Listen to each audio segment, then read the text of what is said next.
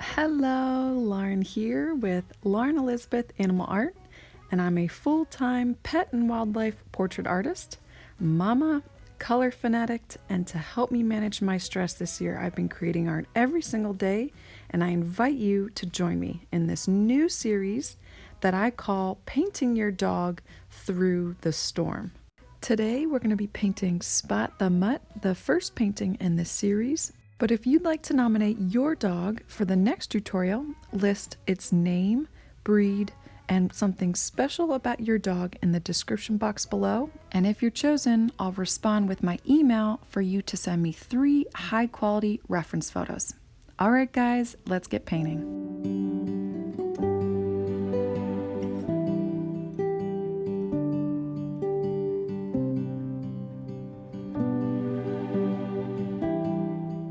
Alright, so you can access this traceable and a list of materials in the description box below. I'll also have the reference photo and the final painting on the screen as well. And I really try to move slowly, but if at any point you missed a step or you want to redo an area, you can always use the pause and play button on your screen. So as I get my paint ready, I want to share with you the quote behind this painting from Mike Vance, who said, "Slowing down is sometimes the best way to speed up." The current storm that I'm in right now is teaching me that it's so much better to move slowly in the right direction than to rush and speed through life in the wrong direction. Unfortunately, this is a lesson that keeps coming up in my life. I have to keep learning this, that the myth that by working harder and faster will get you there faster. I want to win as a mother, I want to win as a wife, and I want to win as a business owner. And I'm just not going to get there by taking shortcuts. By trying to get ahead, I'm actually falling behind. I think back to all the things that were so meaningful in my life. They did not happen overnight. When I was in the midst of recovery, going through therapy, and trying to find the motivation to do art in the morning and at night, hoping that these good habits would replace my bad ones, it felt so slow. Days, weeks, even months would go by and I barely saw any changes. But here I am, by the grace of God, healthy and on the other side of recovery with a growing family, with proof that the slow process is worth it. I just love what TD Jakes says, that anything done fast won't last. So as we paint together through the storms, just remember there are blessings on the other side of your waiting. So I'm going to start with my size 10 angle brush by Arteza. I'm making sure it's clean and damp. I'm just dabbing it off on my paper towel so it's still damp but not sopping wet. And we're going to use cadmium yellow, yellow ochre, and white for our background.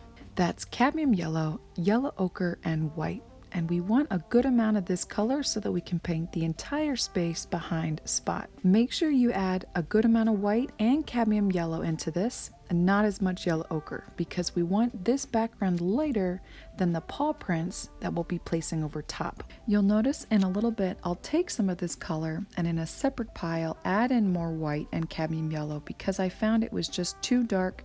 I added too much yellow ochre.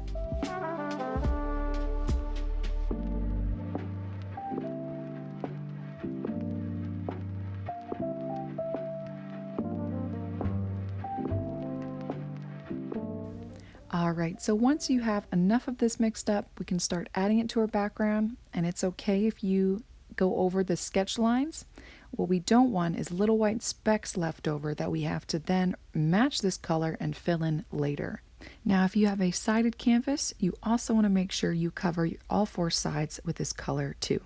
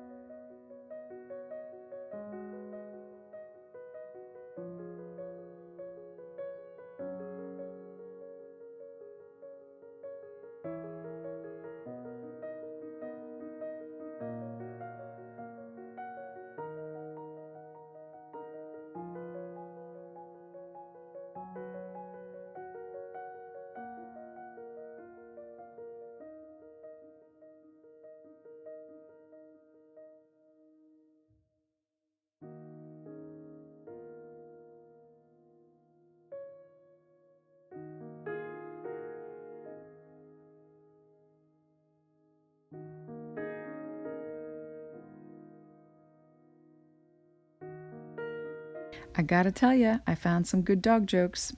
Okay, what did Darth Vader's dog say to Luke's dog?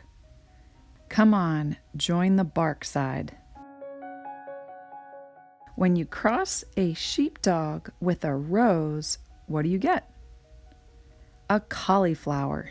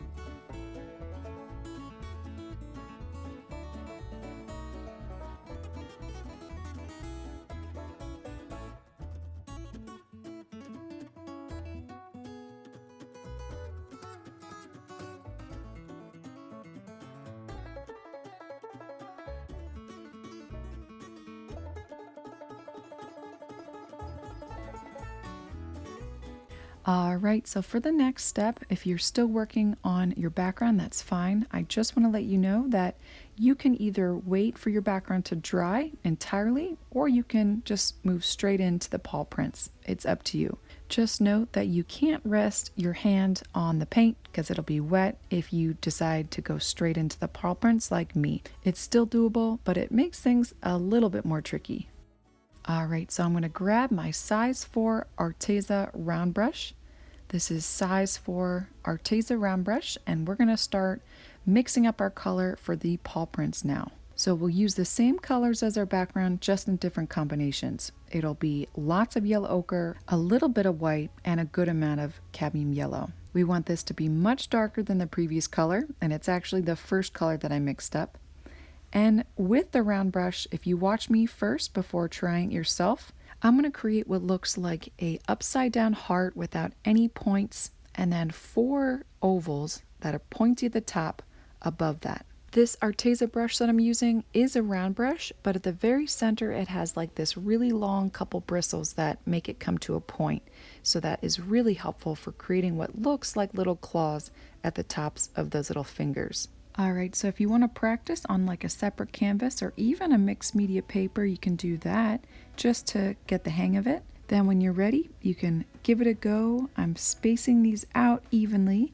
I'm also trying to make the paw prints about the same size. And I'm also not making them in the same position too. I'm turning them a little bit left, some a little bit right, some are completely upside down, and the way they're spaced out, some of them will cut into spot. And that's okay, because when we start painting spot, we'll paint right over it.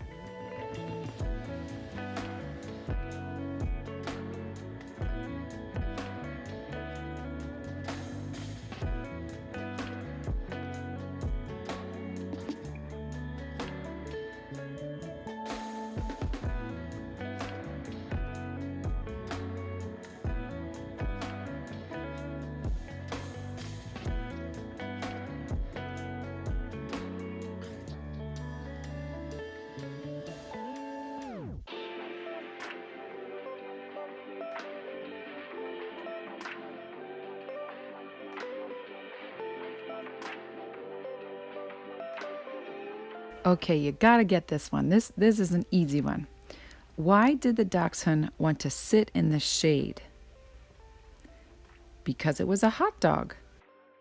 What do dogs do when they need to take a bathroom break during a movie? They press the pause button.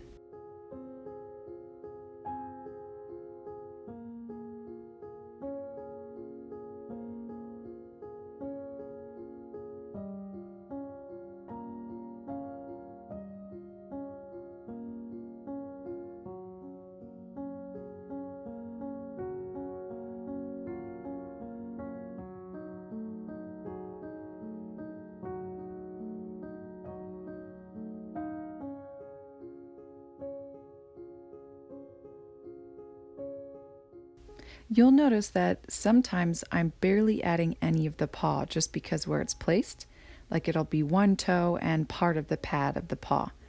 And so just note that you don't have to add the full thing.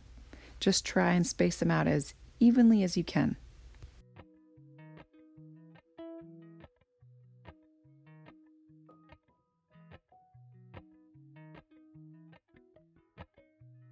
Appalachian sunrise meets my skin.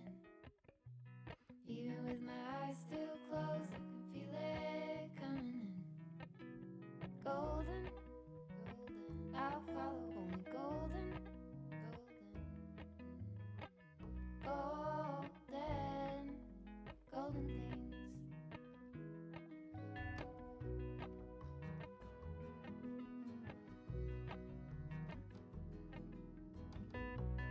Mountain laurel high fives for miles in spring. Rainbow trout and a hummingbird wing. Golden, I'll follow only golden, golden, golden things. Gold hair, gold rings, gold leaves, gold anything, golden, I'll follow only golden, golden, golden things.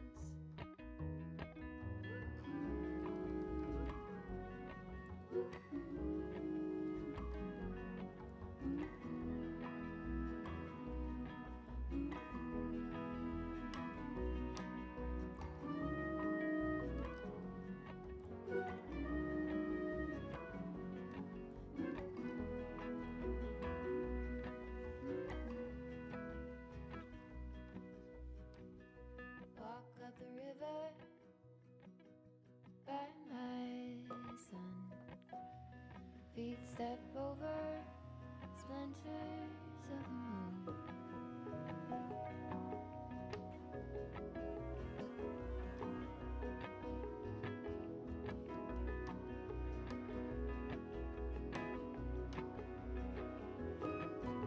Golden. All right, so how are we doing on those paws? I found that it was helpful to go back with over some of those paws with more of the color, just in areas that looked a little translucent. And so take your time to kind of add a few dabs here and there if you need them. Otherwise, let your background dry completely. I really recommend it because now we're going to be working on Spot's eyes and nose and doing some good detail work with our detail brushes. And it's really helpful to not have wet paint that you get your hands smudging all your hard work on those paws on. So make sure you do that for about 5 minutes. I would say maybe between 5 and 10 minutes will do ya.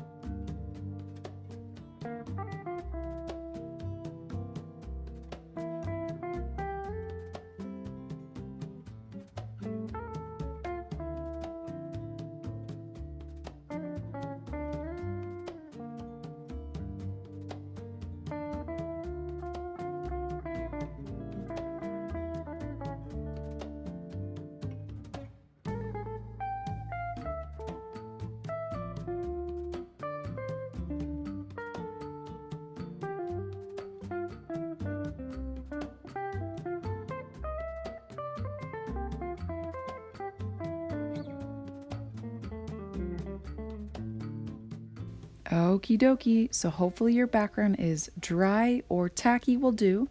We're going to work with our size 1 round brush now, and we're going to go in with just black.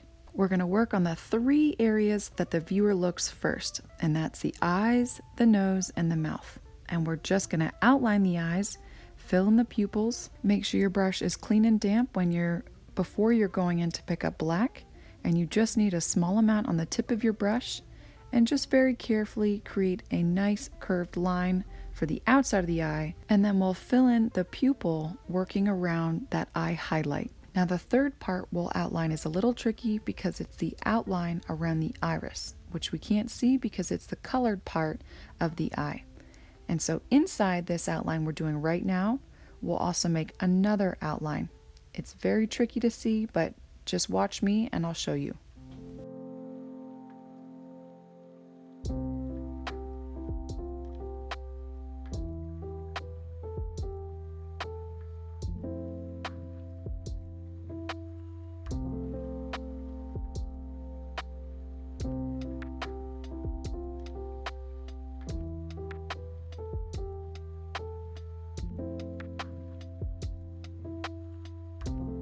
Now another thing about these eyes is I'm creating a little bit thicker top curved line than the bottom because I want that shadow to carry all the way down until we get to that eye highlight on the pupil.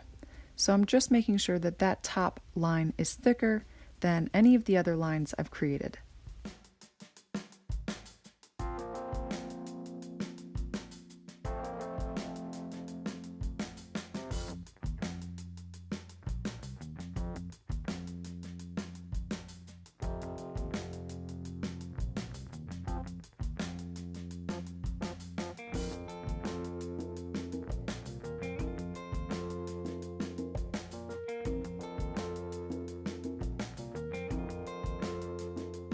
Alright, so I'm going to repeat that exact same thing on the right eye. We're going to outline the entire eye.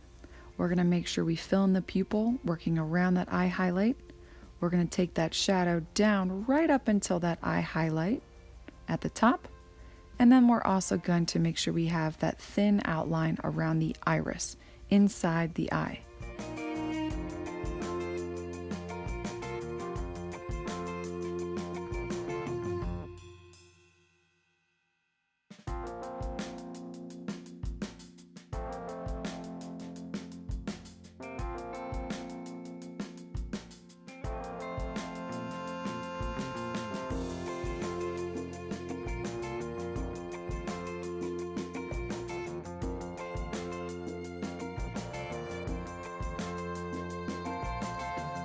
Okay, got another joke for you. What is a pug's favorite fall beverage? A pumpkin spice latte.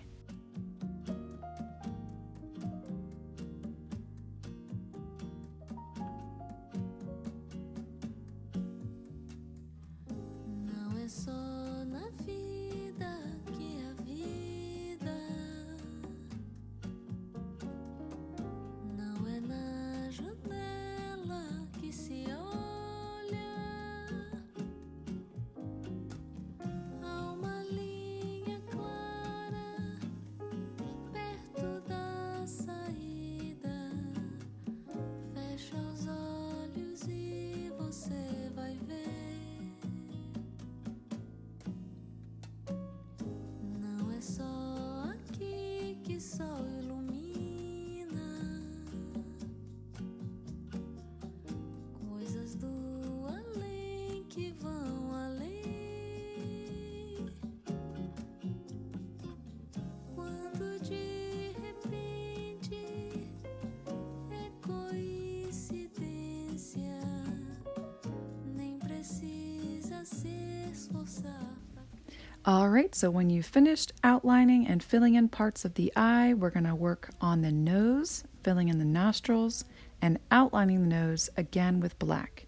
So we'll just start filling in both nostrils, and then very carefully with a thin line outlining around the outside of the nose.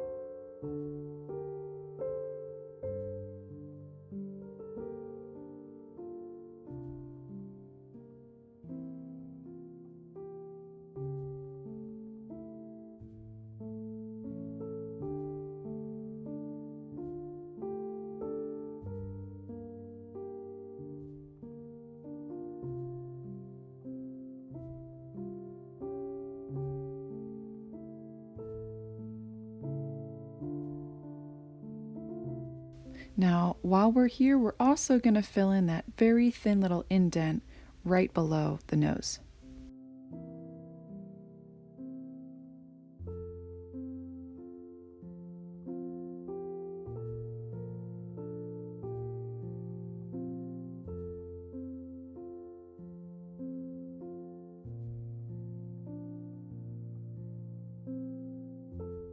All right, let's move on to the mouth. We're going to fill in the black areas inside the mouth. We have black gums here. I don't see much pink at all. I see just black gums. And so all the areas beneath the tongue and the smile and just around this mouth area, we're going to fill in all the black areas. So just pay close attention to where I'm creating these thin lines and where I'm creating thick lines. On both ends of Spot's smile, the lines are very thin. But right here, along the gum area, below the tongue, it's going to be much thicker.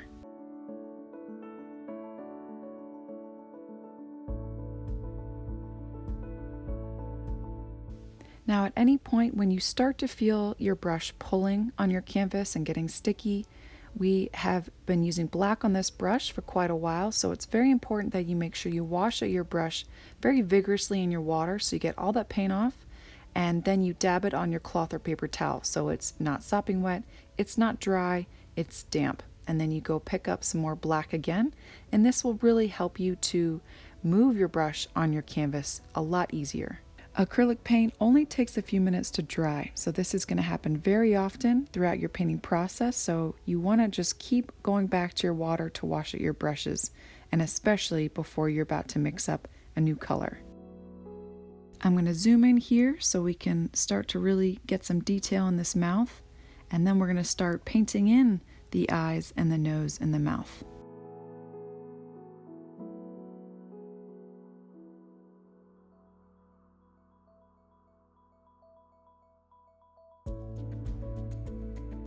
So I have 4 animals in my house. I have 2 cats and 2 dogs, and so this will forever be a constant battle of me pulling animal hair out of my painting tutorials.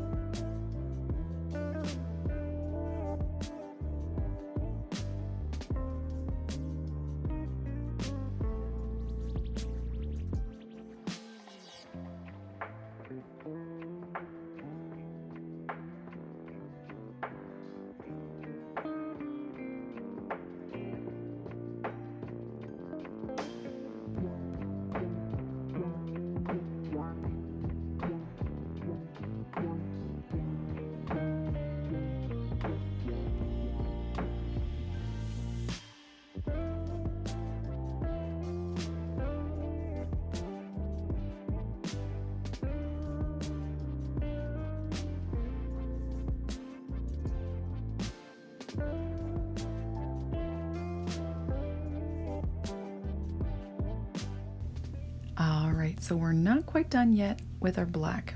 We're going to get the dark shadows underneath both ears. It'll be closer to the forehead where it's just lifted up on both ears. I'm going to start with the left one.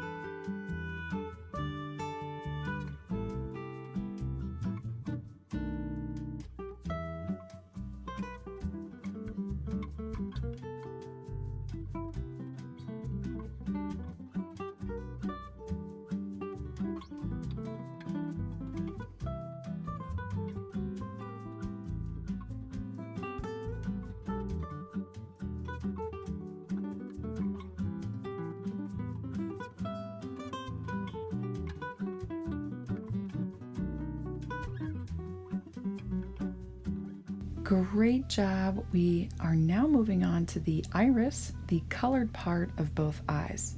I'm adding raw sienna to my paint palette. Haven't done that yet. I'm going to start on the right eye. Just in my artist style, I like to make two different colored eyes. So I'm going to start with a brown right eye and more of a yellow left eye. So I'm mixing up white with raw sienna right now, and I'm gonna fill in the entire iris. Now watch me carefully because I'm getting inside the area below the pupil and that outline inside the eye. Not on the outer outline, but the second outline inside the eye. Now right now I'm going to apply what's called wet in wet technique. I'm going to blend and add more paint into already wet paint. I mixed black in with raw sienna, and in the corner shadow area of this right eye, I'm just blending that dark brown into that area. In little small tiny areas like this, in my dog portraits, I prefer to blend as opposed to layering. Now in between these colors, I'm washing up my brush, and I just picked up more of white and raw sienna, and while that left area of the iris is still wet, I blend that in to lighten that area up. Now the reason I'm lighting up the left side of the eye is because our light source is coming from above and behind the dog, a little bit more towards the left side too. Alright, so mixing up the next color for the left eye, cadmium yellow and white. Real vibrant cadmium yellow and white, and I'll fill in the entire left side of the eye of the iris.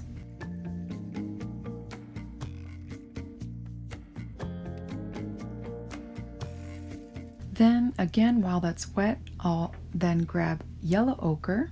This time this will be your color for the shadow on this side of the eye, and I add this in the upper left hand side of the left eye. And I don't want you to miss this part because I do it a little quick with yellow ochre and a little bit of my cadmium yellow and white mixture.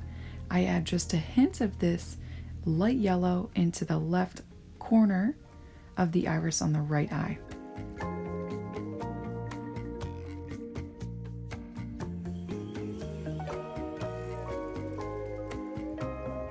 And then I go back to my raw sienna and black mixture we made for the right eye, and I pull that in to the furthest upper left hand side of the left eye.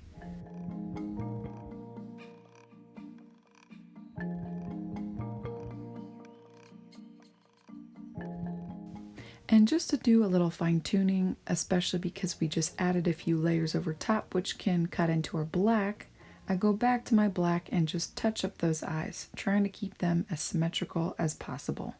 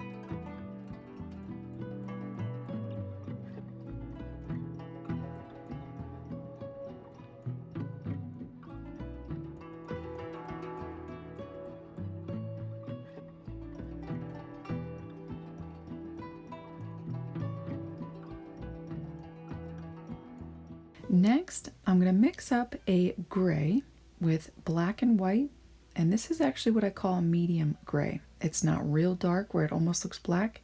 It's not a light gray. It's right there in between, and we'll use this color to fill in the white that we have left in the eye, aside from the eye highlights.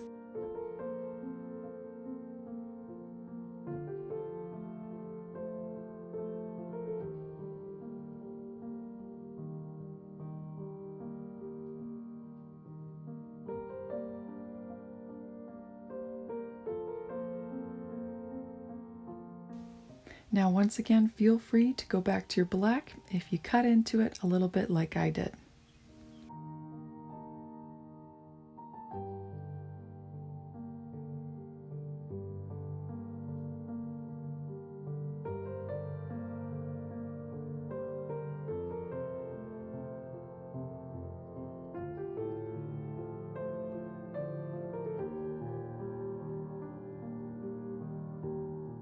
Alright, so those final eye highlights on the eyes, I'll create a very light gray just by adding lots of white into this previous gray we were using. And I'll just do 2 little dabs on those dots over top both pupils.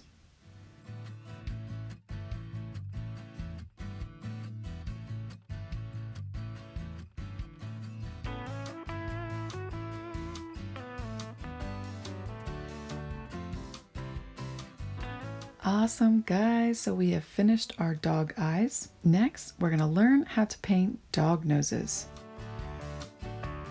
All right, so next I'm going to move to my size 2 Arteza Filbert brush, and I'm going to mix up a dark gray this time. But the important but here is that it has to be a light enough gray that we can still see the black outline around the nostrils and the outer outline around the nose. So it's black with a little bit of white, and it's still dark gray, but it's not so dark that we lose that black around the nose already. Now there's a great and easy method that helps me find the right color, and that's just by testing it out.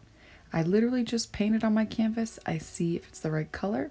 If it's too dark, I add in more of the light color. If it's too light, I add in more of the dark color. Just keep in mind that acrylics dries darker than what we see when it's wet on our paint palette. Now, I'll be showing you the layering technique if you don't already know this technique, because we have such a big nose here. Spot has a very big nose. So I'm not going to fill in this entire nose with this gray, but most of it. I'm actually going to leave a square-like shape at the very top of it where our light source is mostly hitting that nose. Now, if you missed that, I switched to my size 4 round brush again because I had a little bit, it was tricky trying to paint with my filbert brush. It was too big. So at any point you can move to a smaller brush that you're more comfortable with.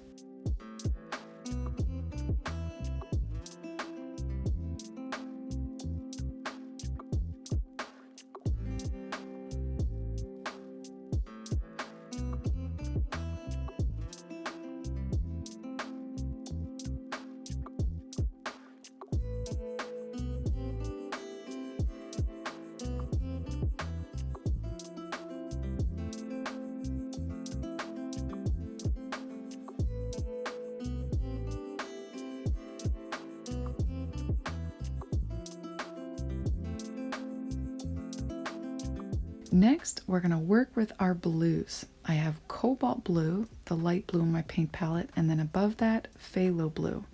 So we're going to mix those two colors together, but less phthalo blue than cobalt blue. I just think dog noses are far more interesting with blues or purples. It's also really easy to tie in with gray. So you'll see that what I'm trying to do is make it just a little bit lighter than the dark gray that we've already applied. And not in color, but lighter in value. That's the relative lightness or darkness of a color. And what I'll also be doing is layering not just over top the white, but also cutting into some of that dark gray. Now I want to blend in a highlight on this nose, so all I'm going to do is pull in white into this blue, and directly on my canvas, I'm just going to blend that in. Now when I'm layering color, I'm just placing them over top one another, one after the other. Layering is best done when the color below is dry or tacky, but on the flip side, blending, you can only do when the colors are wet, and I'm using little circular and dabbing motions with my brush to combine colors together. Now, if you'd like to learn how to paint all your household pets, especially your cats and dogs, I've created what's called the Online Animal Art Masterclass. Every month for the past 3 years, I've been uploading therapeutic pet and wildlife tutorials, guides, ebooks, and courses designed to help creatives reduce stress, anxiety, depression, and addiction, because this was the very thing that helped me years ago in my own addiction recovery process and it's still something I use today to manage stress. I share all my color secrets. I have an intro to acrylics and acrylic painting techniques. Each tutorial comes with its own reference photo, class notes, traceable or drawing instructions. I have pet breed specific tutorials. I have courses going over the pet portrait commission process if you'd like to start your own animal art business. And depending on which tier you choose, you can access all these rewards and collect my art every single month. So if you or your friend would like to try out this class, there's a 20% off your first month discount code down below in the description box. But guys, let's get back to painting Spot.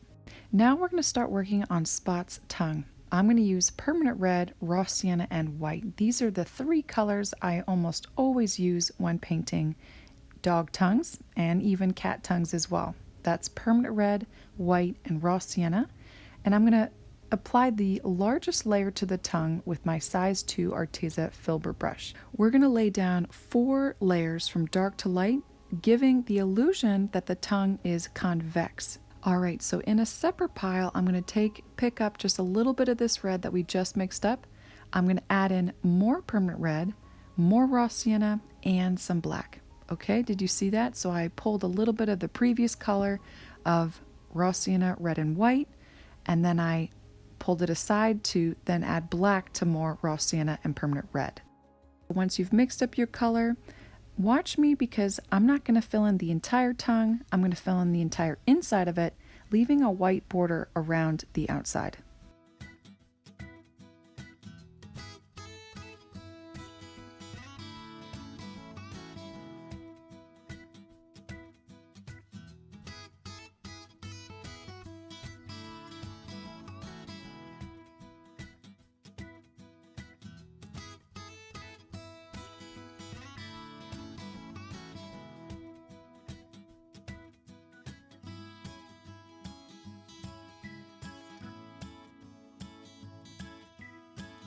All right, so here's where we're going to use that first red mixture that we mixed up.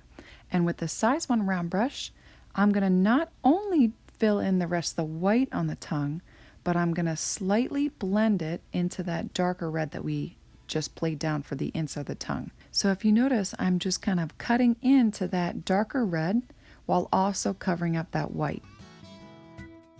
I found it easier to cut into the red areas first and then fill in the rest of the white, but whatever's easier for you, go for it.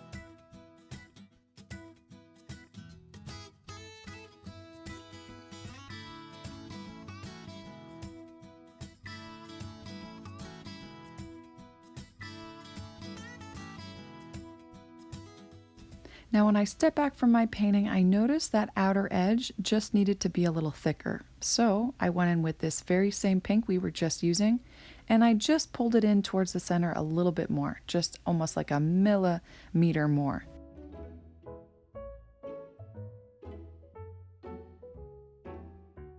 Now if you watch me, this looks a little funny now, but it's gonna help when we add a black outline in the center of the tongue. It's a slight highlight to the right of that line on the right side.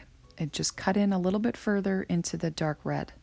Next, I'm gonna go in with just black and create that line right alongside that highlight. You see how I'm just coming straight down the center of the tongue? And I'm not gonna take it all the way down to the far end, but right up until that lighter pink that we have on the outside of the tongue. Now there's hardly any light getting inside this mouth, and so I'm gonna fill in the furthest back of the tongue with black, right around where we created that black line.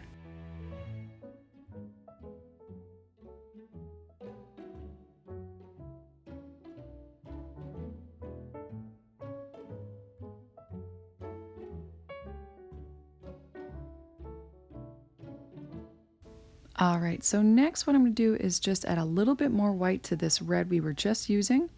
Not a whole lot of white, but just a little bit more so that we can create this thin outline highlighting the outside of the tongue.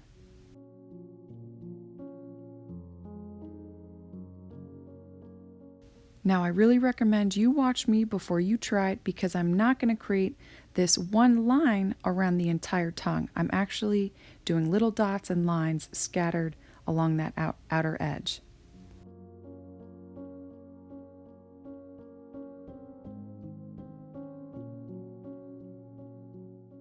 It's these tiny little subtle dots that help to make this tongue look like it's wet and reflecting some light.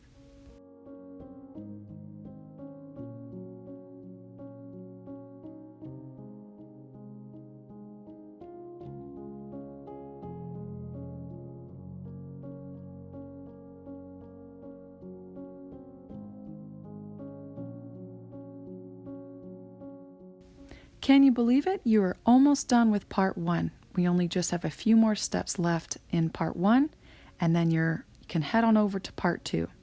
So I'm going to lift up that indent below the nose up more. I just used black with my size 1 round brush and just pulled it all the way up to the very top of the nostrils. Now when I did that, I noticed that we have very subtle dark gray highlights below those nostrils. So this is a dark gray, but it's gonna be lighter than the dark gray we laid down for the base of the nose. So again, test it out to see if it's either too dark, so you need to add a little bit more white, or it's too light and you need to add a little bit more black. Those highlights will go above the nostrils and below them. They're just wrapped around the parts, the left and right sides of the nose.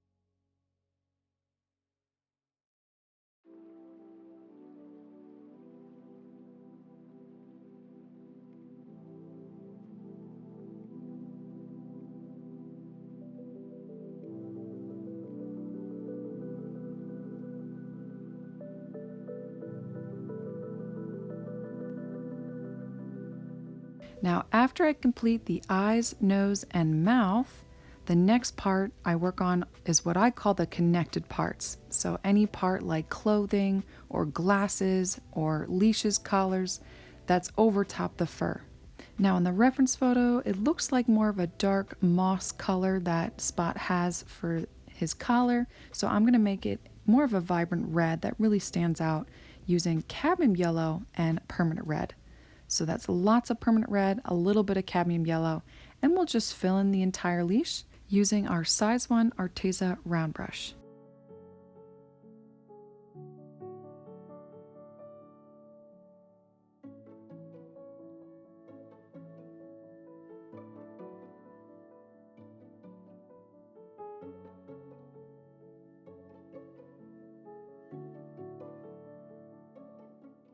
Now, once you get to the ring, this is important. We're not going to fill that area entirely in with red, only the center of it, and it's slightly raised up. So I would say watch me first and then try it yourself, because after this, we're going to wash out our brush and then fill that ring in with a gray.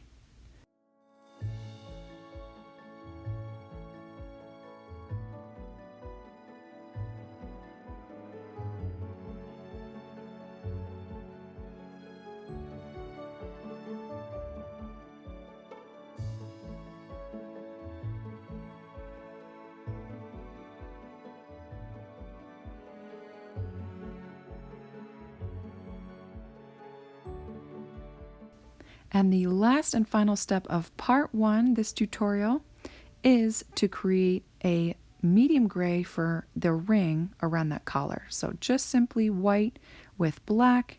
It's going to be not a light gray, not a super dark gray, and we're just going to fill in that white ring around the collar. Pretty simple. I just want to note here that this is a square ring, and we only see the side of it. We don't see the whole thing.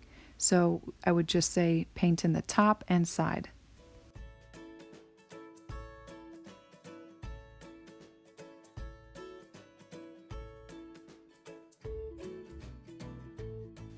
All right, so we have reached the end of part 1. If you're a speedy painter, I'll just be posting part 2 in a couple days, if not sooner. But if you're seeing this much later, the second part will be linked in the description box below. And guys, at any point in this whole series, just feel free to comment with questions or email me. I'm happy to help. Have a blessed day, guys. Bye.